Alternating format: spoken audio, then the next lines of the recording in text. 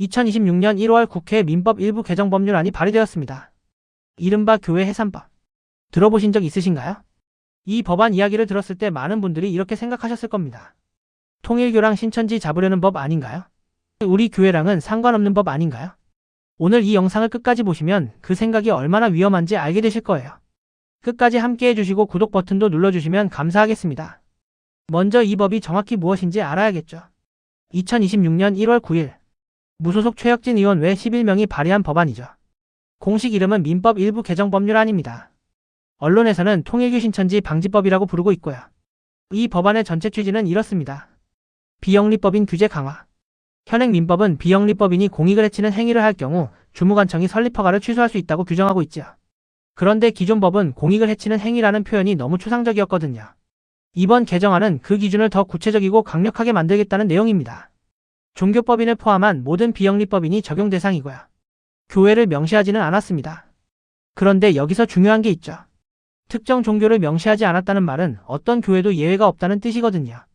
그리고 이 법 안에는 반드시 알아야 할 3가지 조항이 있습니다. 조항 1 설립허가 취소. 첫 번째 조항이에요. 종교법인이 조직적 반복적으로 정치에 개입했다고 판단되면 주무관청이 설립허가를 취소할 수 있습니다. 주무관청이 누구냐고요? 법원이 아닙니다. 정부 부처이죠. 행정부가 교회의 존립을 결정하는 겁니다. 왜 이게 위험할까요? 법원은 독립된 기관이죠. 증거를 보고 판단합니다. 절차가 있고요. 반론할 기회도 있습니다. 그런데 행정부는 다릅니다. 행정부는 정권이 바뀌면 함께 바뀌거든요. 어떤 정권이 들어서느냐에 따라 정치 개입의 기준이 달라질 수 있습니다. 오늘의 기준과 내일의 기준이 같다는 보장이 없는 거죠.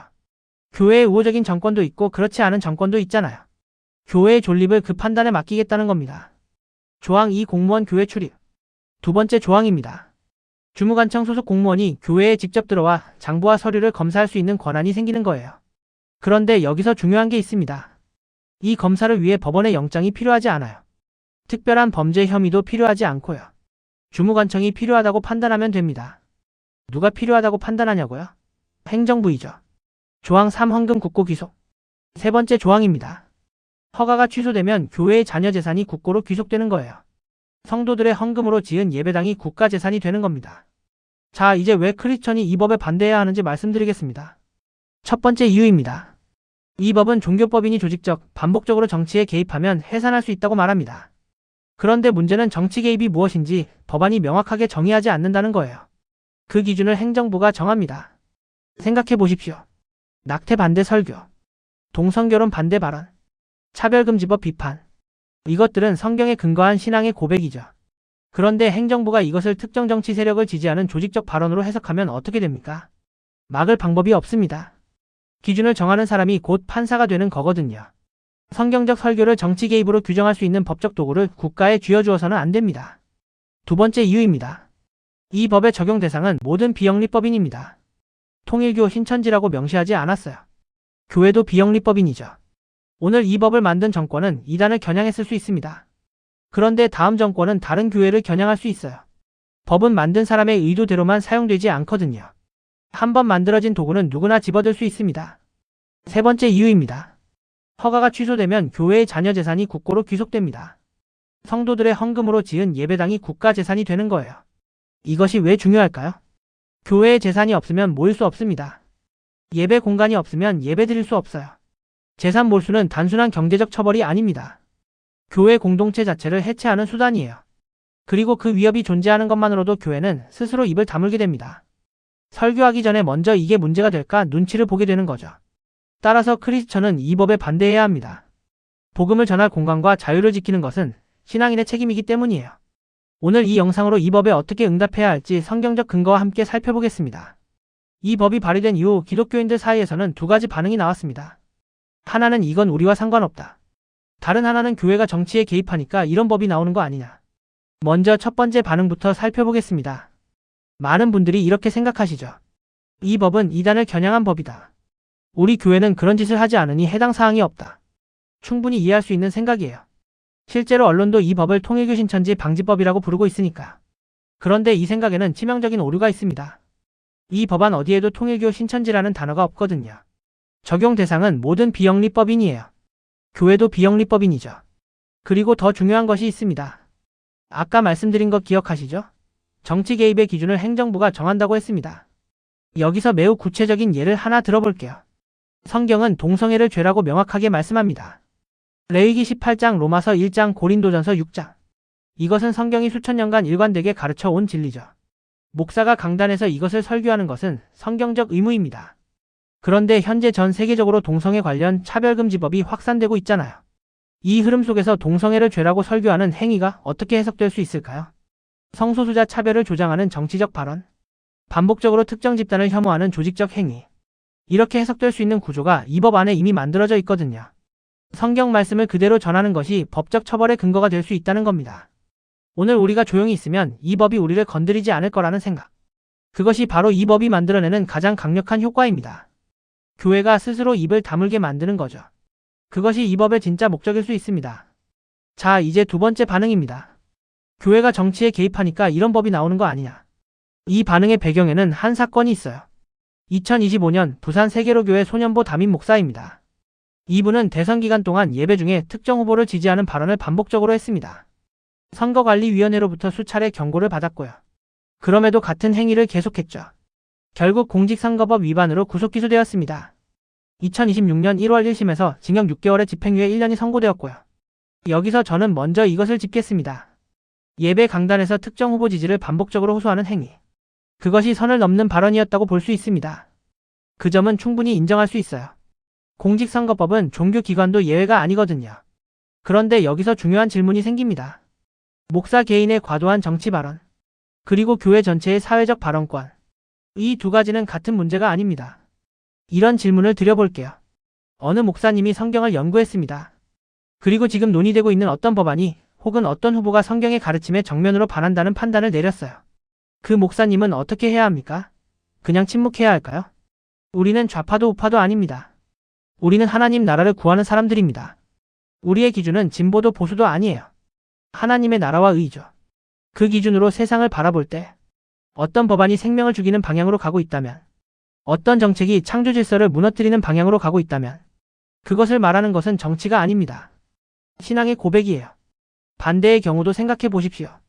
만약 통일교나 신천지를 등에 업은 대통령 후보가 나온다면 어떻겠습니까? 그 후보에게 반대한다고 목사님이 말한다면 그것도 정치 개입입니까? 그것도 공직선거법 위반입니까? 그 말을 막아야 할까요? 아무도 그렇다고 하지 않을 겁니다. 왜냐하면 그것은 신앙의 판단이기 때문이죠. 신앙의 판단과 정치적 선동은 다릅니다. 특정 후보를 당선시키기 위해 교인들을 조직적으로 동원하는 것. 그것은 선을 넘는 것입니다. 그 점은 분명하죠. 그러나 성경의 가르침에 근거해서 어떤 법안이 잘못되었다고, 어떤 가치가 위험하다고 말하는 것. 그것을 막는 것은 목사의 입을 막는 것이 아닙니다. 성경의 입을 막는 것이에요. 만약 설교가 세상 법과 충돌할 때 교회가 무조건 침묵해야 한다면 어떻게 됩니까? 성경의 가르침 자체가 규제 대상이 되는 거죠. 이것이 이 문제의 핵심입니다. 교회에서 정치 얘기하면 안 된다. 맞아요. 특정 정당을 지지하거나 특정 후보를 밀어주는 행위는 교회가 할 일이 아닙니다. 그런데 그 말이 교회는 세상의 모든 문제에 침묵해야 한다는 뜻이 되는 순간 우리는 선을 잘못 그은 겁니다. 성경은 세상과 분리된 곳에 보관되는 책이 아니에요. 세상 한가운데서 적용되는 책이죠. 그렇다면 왜 교회가 국가의 허가 없이 이 말씀을 전할 수 있는 건지. 그 근거를 이제 성경에서 직접 찾아보겠습니다. 첫째, 교회는 국가 이전에 존재합니다. 예수님께서 말씀하셨습니다. 마태복음 16장 18절이에요. 내가 이 반석 위에 내 교회를 세우리니 음부의 권세가 이기지 못하리라. 교회는 국가의 허가를 받아 탄생한 조직이 아니에요. 하나님의 명령에 의해 세워진 공동체입니다. 사도행전 2장을 보면 최초의 교회는 어떠한 국가의 승인 없이 탄생했습니다. 오순절 성령이 임하시고 3,000명이 세례를 받았죠. 로마 정부가 허락해서가 아니었거든요. 그렇다면 교회의 설교권은 어디서 오는 걸까요? 하나님으로부터 옵니다. 국가로부터 오지 않아요. 교회의 주인은 하나님입니다. 그런데 여기서 한 가지 더 짚어야 할 것이 있습니다. 혹시 이스라엘 역사학자 유발 하라리를 아십니까? 그는 세계적인 베스트셀러 사피엔스의 저자이죠. 그런데 그가 이런 말을 했어요. 법이란 무엇입니까? 하늘에서 떨어진 진리가 아닙니다. 사람들이 서로 합의해서 만들어낸 사회적 약속이에요. 국가가 만든 법은 그 시대, 그 사회의 다수가 동의한 약속입니다. 그런데 그 다수의 생각은 시대마다 달라졌죠. 노예제도가 합법이었던 시대가 있었습니다. 여성에게 투표권이 없던 시대도 있었어요. 그 법들이 옳았습니까? 아무도 그렇다고 하지 않을 겁니다. 법은 사회의 합의일 뿐이에요. 절대선이 아닙니다. 그렇다면 절대선은 어디서 옵니까? 우리는 압니다. 하나님의 말씀으로부터 옵니다. 따라서 하나님의 말씀과 사람이 만든 법이 충돌할 때 크리스천의 기준은 분명합니다. 사도행전 5장 29절이에요. 사람보다 하나님을 순종하는 것이 마땅하니라. 이것은 무법자가 되자는 말이 아닙니다. 법을 무시하자는 말도 아니에요. 법이 하나님의 말씀보다 높은 자리에 앉을 수 없다는 뜻입니다. 따라서 국가가 설교 내용을 기준으로 교회를 해산할 수 있다는 주장은 이 근본 원칙을 뒤집는 것이죠. 둘째, 이미 다른 나라에서 현실이 되었습니다. 이것이 이론이 아닌 현실이라는 것을 보여주는 사례가 있어요. 먼 나라 이야기가 아닙니다. 이미 일어난 일이거든요. 첫 번째 사례입니다. 2010년 영국 컴브리아주 워킹턴 침례교 목사 데일 메갈핀이에요. 그는 고린도전서를 인용해 동성애를 죄 목록 중 하나로 언급했습니다. 동성애자를 공격한 것이 아니에요. 성경을 읽은 겁니다. 그는 공공질서법 위반으로 체포되었죠. 경찰서에서 지문, 손바닥 지문, 망막 스캔, DNA까지 채취당했어요. 석방 조건으로 공공장소에서 설교하지 말 것을 요구받았습니다. 두 번째 사례입니다. 2021년 영국 런던 외곽 엑스브리지 71살의 존 셔우드 목사이죠. 그는 창세기 1장을 근거로 결혼은 남녀 간의 것이라고 설교했습니다. 동성애자를 단 한마디도 언급하지 않았어요. 그런데 경찰이 다가와 수갑을 채우고 연행했죠. 셔우드 목사는 이렇게 말했습니다. 저는 동성애자에 대해 아무 말도 하지 않았습니다. 하나님이 사람을 남자와 여자로 창조하셨다고 했을 뿐이에요. 세 번째 사례입니다. 2020년 영국 수인단 존던 목사이죠. 15년간 거리에서 설교해온 분입니다. 그는 고린도전서 6장을 인용했어요. 성경은 동성애자들이 하나님 나라를 유업으로 받지 못한다고 말합니다. 그는 공공질서법 위반으로 수사를 받고 기소 위기에 놓였습니다. 수년간 법적 분쟁을 감당해야 했죠. 그리고 이 사건에서 정부 측 검사가 법정에서 이렇게 말했어요. 성경 중에는 현대사회에 적절하지 않은 내용이 있다. 들으셨습니까? 영국 검사가 법정에서 성경이 현대사회에 맞지 않는다고 말한 겁니다. 방금 제가 말씀드렸죠. 법은 그 시대 사람들의 합의라고요. 그 합의가 성경을 틀렸다고 말하기 시작한 겁니다. 성경 설교가 법 위반이 되는 세상. 그 세상이 오고 있어요. 아니, 이미 어떤 나라에서는 와 있죠. 한국에서 지금 발의된 법안이 통과되면 어떻게 될까요? 낙태를 죄라고 설교한다면? 창세기를 근거로 결혼을 정의한다면? 동성애를 죄라고 고린도전서를 읽는다면? 그 설교가 조직적 반복적 정치 개입으로 해석될 수 없다고 누가 보장하겠습니까? 아무도 보장할 수 없습니다. 그런데 이런 의문이 드실 수 있습니다. 악한 교회도 있지 않습니까? 통일교처럼 신도를 착취하는 단체, 교주에게 수억 원을 헌납하게 만드는 단체, 이런 곳들은 규제가 필요하지 않냐는 반론이죠. 충분히 이해할 수 있는 질문입니다. 맞아요. 그런 단체는 마땅히 처벌받아야 합니다. 그런데 여기서 중요한 것이 있습니다. 이미 법이 있습니다. 지금도 사기죄가 있어요. 공갈죄가 있고요. 형법도 있고요. 개인의 불법 행위를 처벌할 수단은 이미 충분히 존재합니다. 그렇다면 질문을 드려야 합니다.